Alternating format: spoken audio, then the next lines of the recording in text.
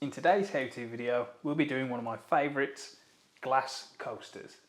These are so easy to press and they give you an excellent result every time. Now, things you'll need for this: a flatbed heat press, swing or clam, either will do, some heat gloves.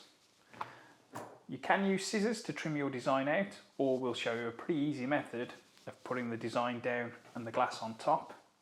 That's the way I'd recommend. And if you want to cut your designs out, I'd recommend using some heat tape just to fix them in place. With that done, we're ready to start pressing. Start by setting your heat press to 190 degrees and 180 seconds. Pop on your heat protection gloves to make sure you don't burn your hands when using the press.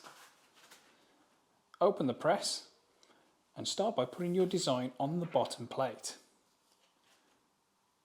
We can then place the glass on top of the design, and as the glass is opaque, you can see through it and line it up very easily.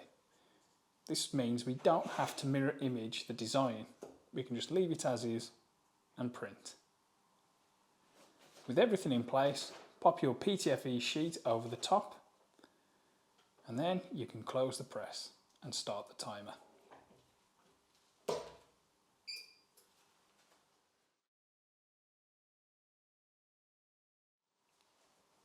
Once your timer reaches 0 and the alarm goes off, open the press and remove your PTFE protection sheet. You can then take the glass off in one swift movement.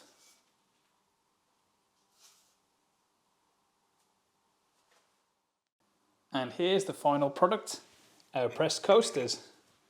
As you can see on these, the colours are brilliantly vibrant and they look completely different to what you see on the printed page. Never judge the printed page to be the true colour. After pressing, the inks activate and you'll get a much richer, deeper and accurate colour on your blank.